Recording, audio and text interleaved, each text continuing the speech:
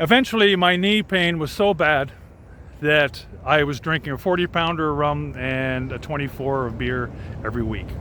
And it escalated to two 40-pounders of rum and even more beer while taking ibuprofen, which is a serious mistake, especially combined with alcohol on the liver.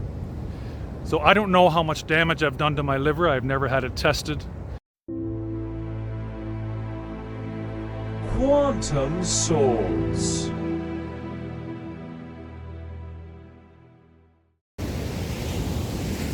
Hello everyone, Mike Arend here, founder of Infinite Success Academy and the Soul Mechanic.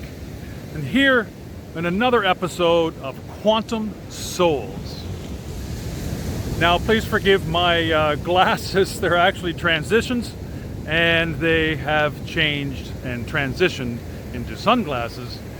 But it is a sunny day here today in beautiful Panama. We're here on Playa Malibu. You can see the ocean in the background. What a lovely day. And we're here where the river Shame meets the ocean. So the river Shame, river mouth, basically, and where that goes into the ocean. Now, my business is Infinite Success Academy. And I wanted to talk to you today about something that was holding back my success for a very long time. And that is, and it was, alcohol. And it's no laughing matter. You know, I first mixed my first whiskey when I was about 13 years old. My parents had a get together and I could hear all the grown-ups in the living room having a lot of fun and laughing. And of course on the kitchen counter was the booze and mix and that sort of thing. So I had seen my dad mix a drink and I thought, well, I can do that. So, you know, obviously I poured some whiskey and I don't even know how much it was. And then some ginger ale, chugged it basically. And I was sick that night, of course. But that was my first experiment. And when I was 16, I got my driver's license. And many of my friends didn't have their driver's license yet. I also had my own car. And I was the guy that drove to the beer store. And since I was a little bit bigger, I usually got in, no problem, bought the beer, and started drinking and driving. Yeah, I know. Pretty smart, huh? But that was probably in the 1976-77 time. So it was like the Wild West in comparison today, folks. I'm not that the young kids don't party hardy nowadays, but we got away with a lot. Nobody could record us. Nobody walked around with a camera in their pocket, right? So I remember one time my parents, being from Germany, they went home to Germany for a couple of weeks, left my sister and I there, and figuring we were responsible enough. Well, I had this huge party. I invited about 30 people and about 100 showed up.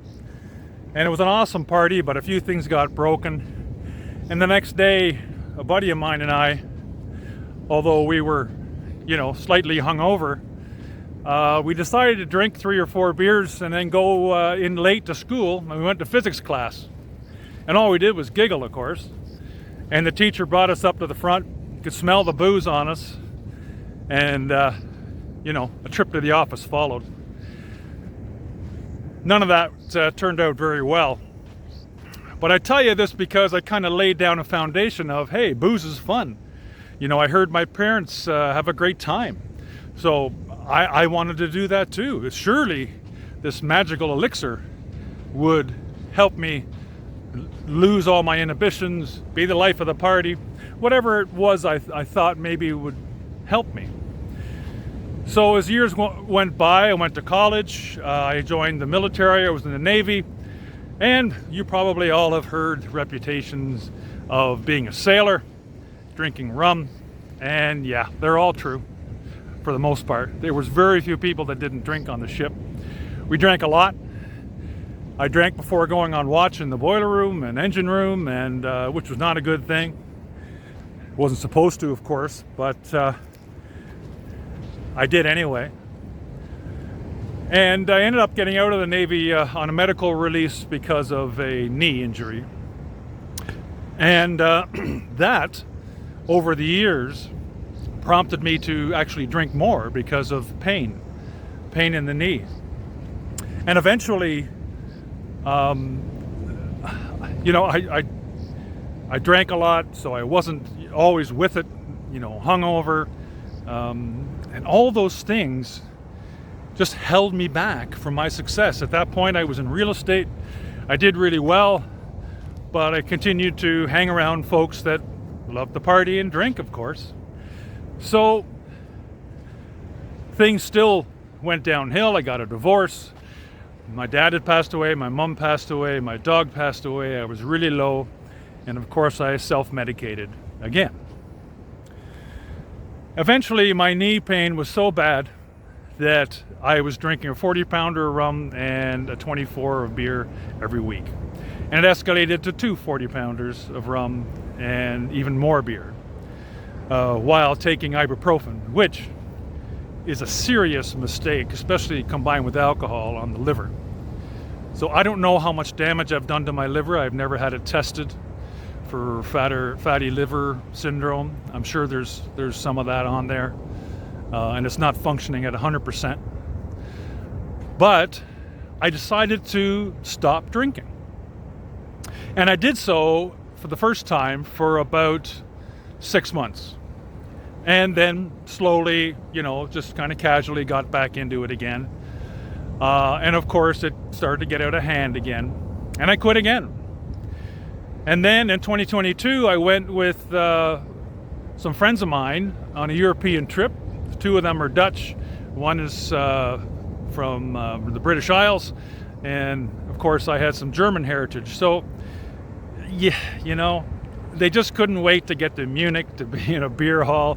We went on a tour with 4 different beer halls. And, excuse me, just a jump here in the sand. And we drank and drank and drank. And I remember before, when I was drinking heavily, I'd drink enough that I was starting to either pass out or get really uncomfortable, and my head's, you know, with the head spins. So I would just get up and go outside and walk for an hour or 2 until, you know, I got enough oxygen in my body and some of the booze wore off that I could function again. And I always promised myself, you know what, I hate this feeling. I don't want to feel like this anymore. And I hadn't for a very long time, but when we were in Holland at my friend's cousin's place, she had totally stocked the fridge for us, which was kind of her. But they also had rum in there. So of course I drank beer and had to sample the rum. So I drank too much rum. I ended up getting up, walking around this little Dutch village for about 2 hours, telling myself how much of a loser I was and why did I do this again. So I swore that would be the absolute last time I was gonna feel that way. So I haven't drank since. This is 2024. Now, this is June 2024. We were in Holland and Germany probably in September 2022. I have had a few 0.0 beers to go with a pizza or something like that. You know, it's very kind of goes hand in hand, and of course there's no ill effects. It's actually down to 0.05%. So there is like a tiny bit of alcohol in it, but you'd never feel it or anything. And usually I only have one anyway. So I get a little bit of the taste. Remember what the taste was like without any of the effect. And alcohol is so sneaky, you know. It's this thing that sneaks up on you, and we have parties with people and think this is great. We can hide our inhibitions and just go out and have some fun. And for the most part, a drink or two, that's fine. And I'm not standing here on a soapbox preaching that you should stop drinking. I'm just telling you that it inhibited my success by many years. I could have been down here on the beaches of Panama a lot sooner if I wouldn't have wasted all that money on partying and drinking. So, alcohol is basically ethanol.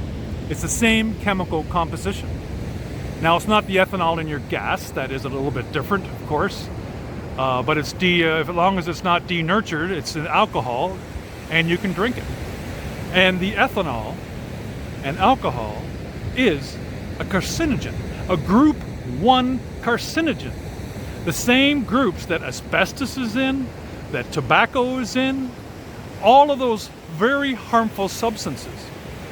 I'm sure that if alcohol was just discovered a year ago, it would not be allowed on the market because it's too toxic. So, the whole time you think you're laughing and enjoying yourself, you're slowly killing yourself, and probably, especially if you have any kind of genetic proclivity to have any kind of cancers, you're rolling the dice, my friend, big time. And if you're a huge meat eater for men, that especially red meat, colon cancer is a big one. It also inhibits brain activity. And that's what I'm talking about. I could have been a success much sooner had my brain functioned like it could have. And who knows how much damage I've done there. Sometimes I don't remember words or things, and those connections aren't just being made. And was that to do some of the alcohol, or is it just age? I'm 62, so sometimes you don't always remember everything. But I'm here to tell you, since I've founded Infinite Success Academy, if you want to have infinite success, lay off the booze, lay off the drugs, whatever it is. And if you smoke and drink, you're really asking for it. It's not a lot of fun in your future. Might be fun right now, but things aren't going to end well. I watched both my parents, who smoked all their lives, die of lung cancer. I had to pull the plug out from the ventilator from my mom. Not a nice day. My dad suffered and suffered terribly with the lung cancer. When you can't breathe, nothing else matters. So if you're smoking or drinking a lot or anything, any alcohol is bad. They used to say, well, so much, a drink a day is pretty good. Oh, 2 glasses of wine because of the antioxidants. And wine has lots of antioxidants, but if you want the antioxidants, just start eating grapes. Forget the wine, because the alcohol is still causing damage to your liver, to your gut. It alters your gut biome, alters the biome in your intestinal tract, and of course destroys brain cells. So give it some thought. If you're looking for ultimate life success, it would be a good idea to lay off the alcohol and lay off the smoking. That includes vaping. So please heed the warnings and become successful sooner. You could become a successful person however you define that. Doesn't matter. It doesn't have to be in terms of money or things. However you define success for you, you can get there sooner if you just lay off the alcohol and the cigarettes or whatever you happen to be smoking. So please give that some thought. That's my message for today, your success message for today here on Quantum Souls. And Infinite Success Academy. Thank you so much for your attention. I really appreciate it. If you like this video, give it a thumbs up, comment down below, and tell me how you feel about this. How you feel about what I just told you, whether you want to tell me to screw off or whether you agree with me. Whatever you'd like to say, I'd love to read it. So, thanks again, take care, and bye for now.